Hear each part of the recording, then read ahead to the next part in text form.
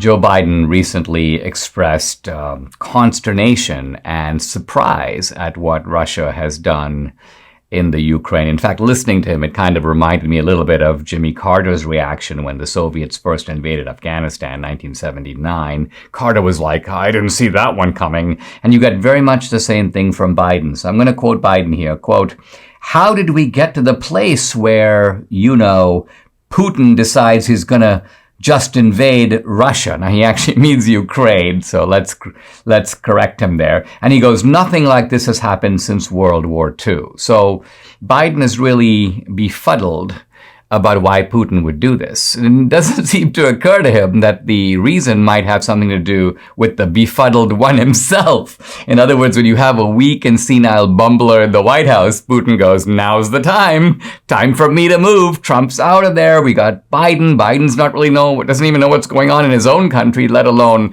far away near the Baltic Sea. So that, I think, is the at least partial answer to Biden's question. But as we survey all the heated rhetoric over this war in the Ukraine, this is a fight between the authoritarian world and the free world. It occurs to me, first of all, to ask a simple question. What feature of authoritarian regimes can we confidently say does not exist in this country? Let's go through a few. Censorship of unauthorized viewpoints. Putin is cracking down on dissent, and this, of course, has been a chorus for many years. Okay, yes, he is doing that. Aren't we cracking down on unauthorized viewpoints in this country? Doesn't the Biden administration work closely with digital moguls to deplatform people, silence them, ostracize them? All right, number two. Party line propaganda, kind of the idea of a one-party state. Yeah, we've got a one-party state in Russia. Don't we have something approaching a one-party state in America now? Isn't the alternative party treated like a kind of domestic enemy? You're domestic terrorists. We have to go after you. You're enemies of the state.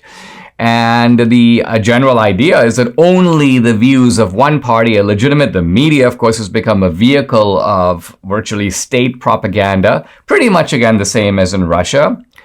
Mass surveillance by the state. That's another kind of signature feature of authoritarian regimes. They spy on their population. They encourage people to spy on each other, call in malefactors.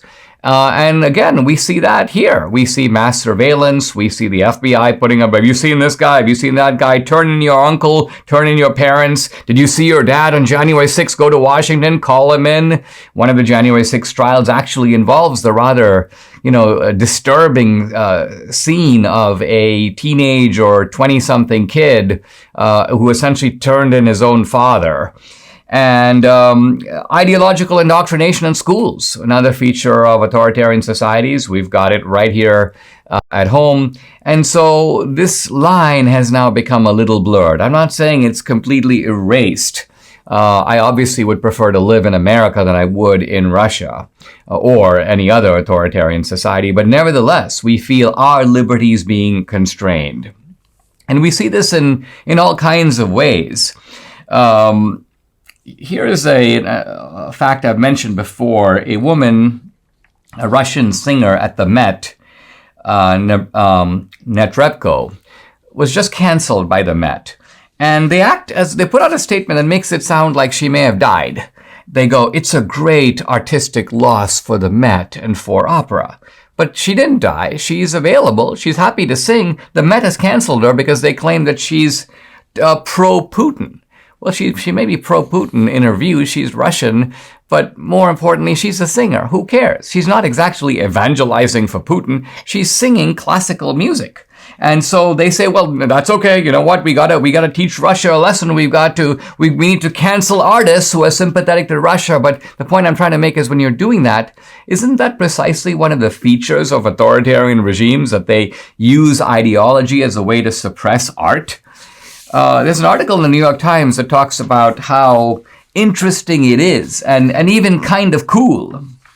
That the article is playfully titled Fact and Myth-Making Blend in Ukraine's Information War. And what they're really talking about is that in the Ukraine war, the Ukrainian side is putting out disinformation. The disinformation is being widely picked up and circulated in the West. It's being promoted by Western intelligence agencies. It's being then promulgated and disseminated by Western media.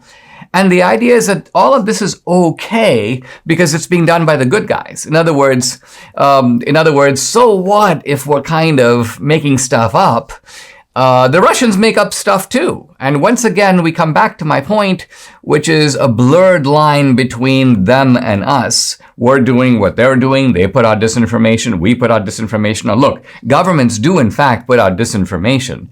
But what seems here a little bit startling is that you have Western media, which is supposed to be truthful and independent and think about it in the Vietnam War. If the press was simply, we're just going to tell you, we're just going to put out disinformation that's favorable to our side. No, it was critical reporting that helped bring out what was really going on the ground. And this is one of the reasons I distrust a lot of the information I see or hear. It's because there's a conscious effort.